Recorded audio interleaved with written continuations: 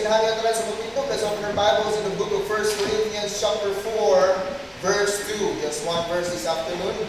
1 Corinthians chapter 4, verse 2. At tulanin duwanan sa pagbasa sa i-email ko lang niya. 1 Corinthians chapter 4, verse 2. Amen.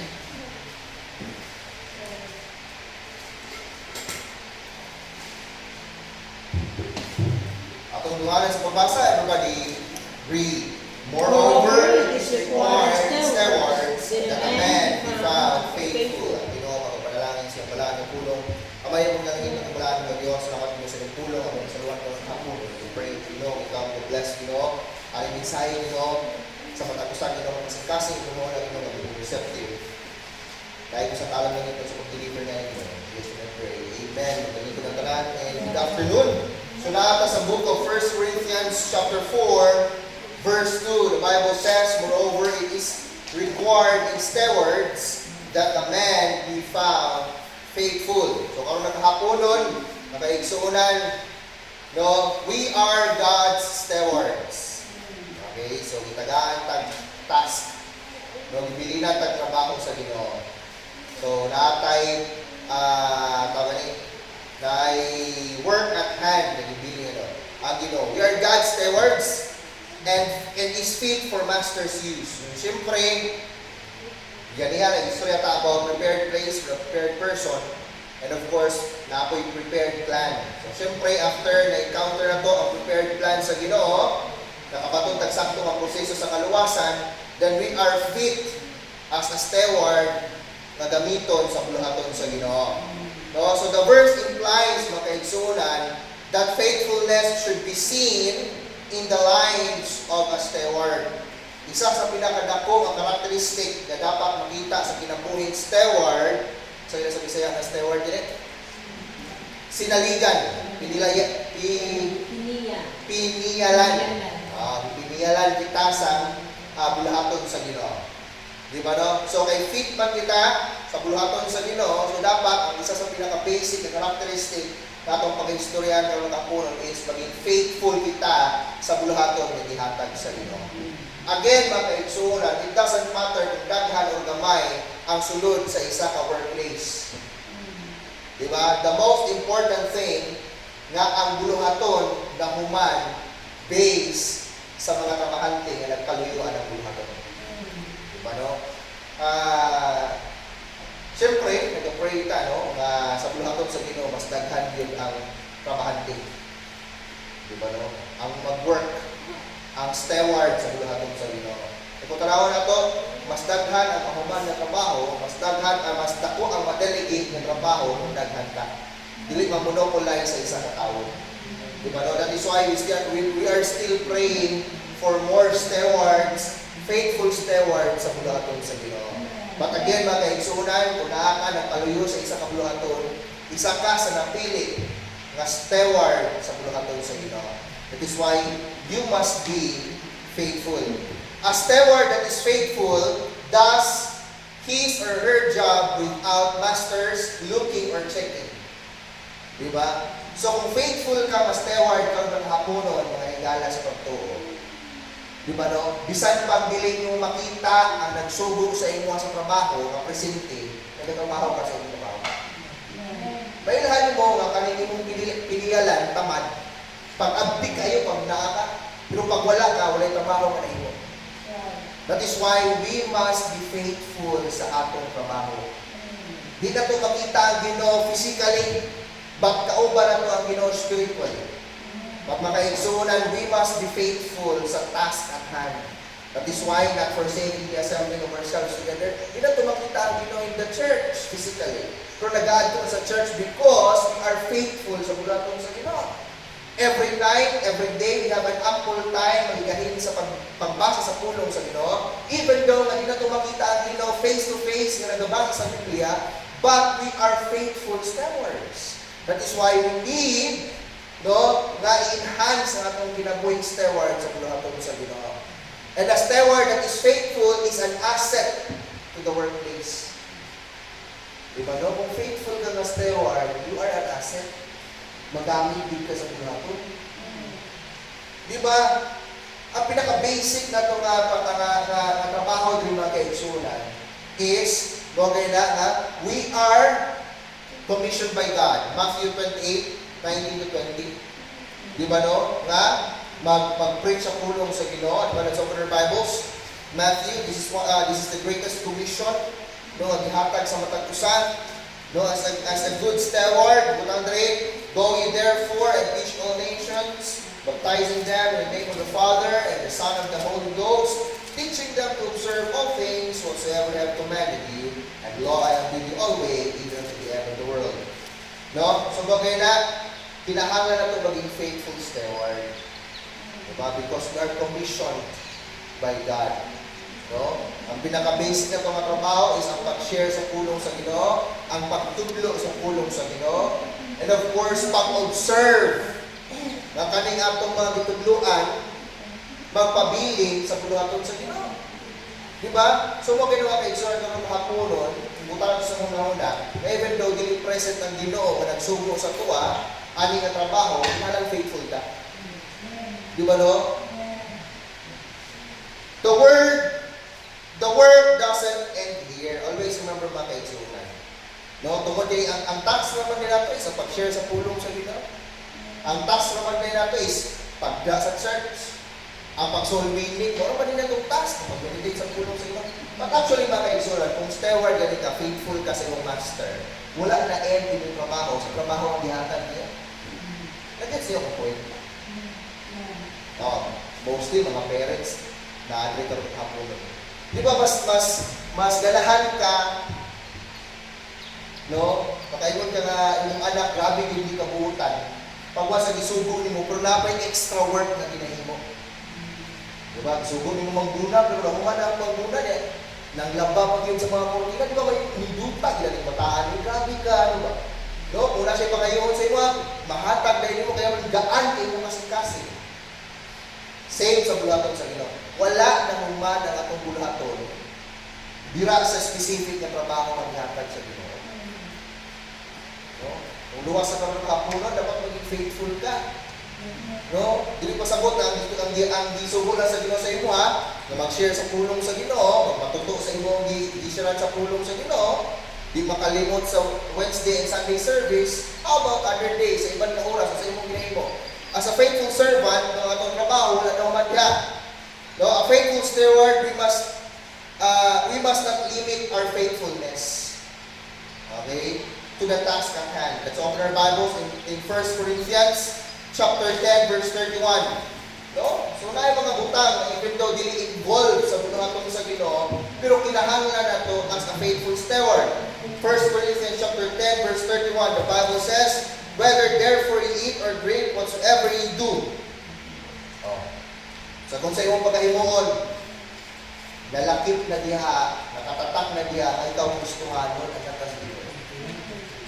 So kung nagkaon ka, nagkainom ka, so sa iyong imuon, nga naman ang pinaka-purpose, do all to the glory of God. That is one way of saying that I am a faithful steward. Kaya man nag-extend ang akong service o akong trabaho beyond sa border or sa limit sa gihatag sa buhat. Ingon sa Colossians chapter 3 verse 23-24. Let's open our Bibles. Colossians chapter 3 verse 23-24. The Bible says, and whatsoever you do it heartily as to the Lord and not unto men. So nga nung hindi man mag-limit ang atong trabaho sa exact na sugo sa Ginoo. And first of all, gina-please na po ang Ginoo, hindi ang tao. And whatsoever you do it heartily. No? Kinasing-kasing, hindi yung pagtrabaho, hindi pinubos. Faithful to God. Faithful to God steward. Wala kang ipubos, pero may trabaho ni mo kaya naman, na fund off ka, nalingaw ka, na fall in love ka sa bulatong sa Ginoo. Do it heartily as to the Lord, not unto men, knowing that the Lord you shall receive the reward of the inheritance, for you serve the Lord Christ. Always remember, nag-exceed ang atong bulaton, kaya nag-serve ka sa Ginoo. Atong trabaho, hindi pa kitang tao eh. What is the difference between serving God and serving kanang isig kaiman? Kana yung trabaho, kana mag-overtime ka, pakitang tao na. Kahit may example, pakitang tao, isa ko lang yung sweldo, hindi nag-overtime ito. Yeah, thank you lang. Kaya gusto hindi mo magpa-impress sa inyong boss na ikaw ang pinaka-hardworking or pinaka-hard labor na trabahante. Pero sa bulaton sa Ginoo, dili pa kitang tao ni. Kaya naman heartily, kinasing-kasing. Mga kaya wala nag-end sa borders ng church building ang imong pagka-Kristohanon. Even outside of this church walls, mga kaitsunan, gina-exercise ng imong pagka-Kristohanon. Faithful kay. Faithful steward kay. As stewards of Christ, our work doesn't end in soul winning and teaching His Word, showing how we live and interact in this lustful world. Paano ka mag-interact ang kalibutan? Kapag makita ang Ginoo sa inyong kinabuhi. Diba no? So hopefully mga kaitsunan, itong past weeks, nakita ang Ginoo sa inyong kinabuhi. Paano ka nag-interact sa inyong kinabuhi? Diba? As a good steward, mga kaitsunan, we should put to perfect use the talents God has given us. Diba? So, siyempre, kay steward ka, pinili ka sa Ginoo, kaya na kay talent. Kung kaya mo na kay talent, kita na. Dugay na kami sa church, kaya mo kami napakita yung talent. Pakita lang talent, kay talent mo. Na kay talent ka tinaguan niya. Basta ka nang magamit sa bulaton sa Ginoo, paggawas na. Ay, yung pagloom. Kung napili ka sa Ginoo, kaya na kay talent. Yan karon kay gamit na ka sa Ginoo, di ka magpagamit. Yan ka na yung talento, gamito na mo sa kalibutan ng kadukan. Salamat nga natay doon kayong people, alam ko na rin sila, magamit yun. So, every Wednesday na si Carlsian, huli nga magpadayan so, Sunday na natay, so leader, huli ni MC. Si Gerald, dapat si Juvime, ang pwede na po makatugtog, by God's grace. So, kung kaya wala nagalimit sa edad, kung pwede gusto ka magtuon, ipagamit ang iyong talent, perfect use. Kan mag-steward ka sa Ginoo Dapat faithful ka sa bulaton sa Ginoo, dapat i-all out ba? Ito na all out. Kung sa itong na imong talent, na bilib na sa imong gamay ng mga fibers, diyan, tago na sa Ginoo. So, ayaw tagoy. Kaya tanan, welcome diri sa bulaton sa Ginoo. Most especially ang pag-serve sa bulaton sa Ginoo. Okay, bisan pag every Sunday ka magkanta ng special number, wala yung ginayon nga, di kami mo paminaw sa mo, kay sumpod na kayo mong tingog, wala yung problema na. Tanan, welcome. Kung gusto ka mo kanta. Hindi na wala sa mambit nga, wala ka Sunday ka sa bunso. Diba no? Sige naman mo na yung talent Ang pagkanta, ang pagtudlo sa kabataan, yung pa niya, bisan pag magtigula na siya, tudlo niya mo sa mga kabataan, mo na yung passion, mo na yung talent na nasa yung gihatag sa Ginoo. Pagamit sa mga Ginoo. So mga na, i-pray na ito ang matagusa, na magamit yun in perfect use ang skills or talent na gatag sa Ginoo. Matthew chapter 25. Matthew. Delikado ni warning ang tamulaan, delikado ni ang itagaan ng talent sa Ginoo, hindi mo magagamiton sa sakto nga pamagi. Delikado niya Abi niyo nagadigaw ni Ginoo ni. Matthew chapter 25, 14 down to verse 30. So tinuod ni nga pagwas itagaan ng talent sa Ginoo, gamiton nimo para sa kahimayaan sa Ginoo. Well, delikado ni kay maningil ng Ginoo. Matthew chapter 25, 14 down to verse 30. For the kingdom of heaven is a man traveling into a far country. He called his own servants and delivered unto them his goods. Okay, so this is a parable. Earthly story with heavenly meaning. And unto one he gave 5 talents, to another 2, and to another 1. To every man according to his several ability, and straightway took his journey. Always remember, ang ihatag sa Ginoo based sa imong several ability. Mga na una kay abilidad, gamita sa perpekto nga pamaagi sa bulaton sa Ginoo. Nasakto nga pamaagi. And of course, kung ang ihatag sa Ginoo sa imo is limited, di ba na mag-skillful yun? Ihatag sa imo is number lang ba? Specific lang din na talent, ayaw kasi na. Hindi po na mali. So, as I observe, karami members of church na yung talent, na yung skills. Isa na din sa pinaka-well-known group, no, is nindot yung panganta member of church. No? Nindot panganta member of church. Dito lang na isapa, kung ako yung may bago na ito. Musapay na gaya na sa nindot yung tilong, pura na siya si Kadus. Mo gaya na nga, pag-abit sa pulaton sa Ginoo. Kaya nung wala yung itabuhi sa pulaton sa Ginoo.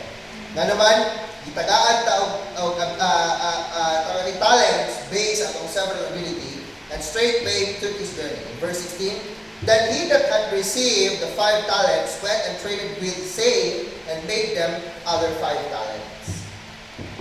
And likewise, he that received 2, he also gained other 2. In verse 18, but he that had received 1 went and digged in the earth, and hid his Lord's money. Okay? So, kaning tatlo katao doon yung sa itong story, no, na nabasa, parable. Ang isa kita 5 talents, ang isa 2 talents. Tama ba? No? 2 talents, and the other is 1. Ang first, nagitagaan ng 5 talents, yung gamit sa sakto mapamami na ka, gain siya o another 5, so na siya 10. Ang another, na siya 2, maghihatag siya ng 2 talents, igamit niya into good use, na yung 4 talents. Pero kaning isa, iyang gitaguan. No, nag-spend pag-insert time, yung nagkalot siya dito pa, iyang ilubong.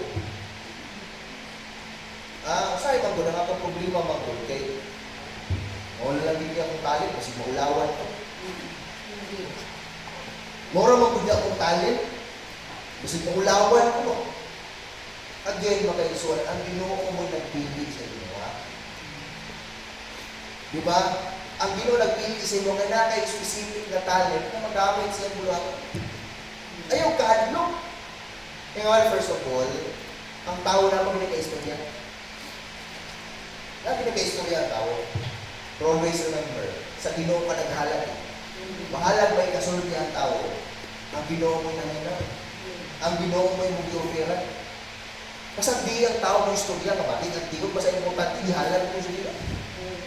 Ang Ginoo nga naminaw, naganahan sa inyong tigod. Kaya first of all, ipili ka niya, kaya you have a specific talent, kanin doon sa iyong lugar. Wala nga yan, tabuhin yung talent. No? That is why, in verse 19, after a long time, the Lord of those servants cometh and reckoneth with them.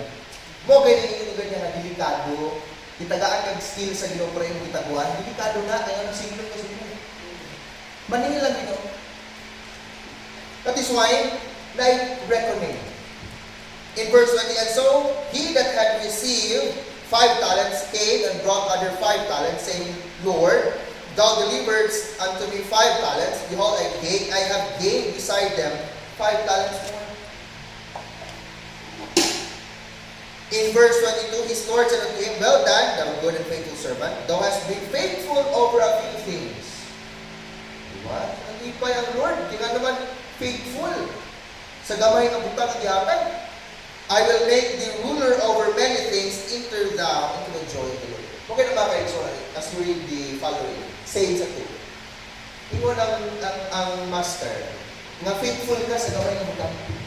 Tungkol kay faithful ka sa gamay ng butang, imuot ka nga,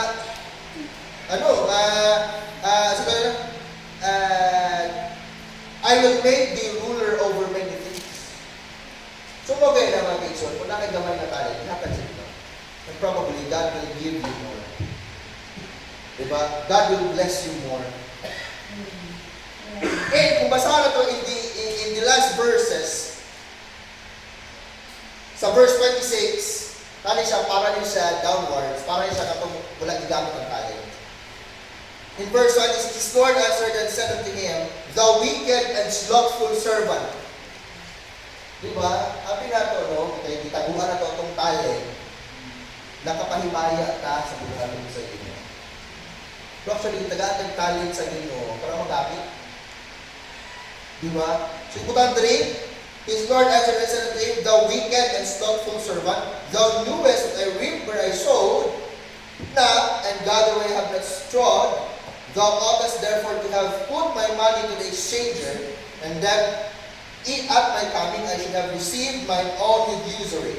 Take therefore the talent from him, and give it unto him which hath 10 talents, for unto every one that hath shall be given, and he shall have abundance, but from him that hath not shall be taken away, even that which he hath.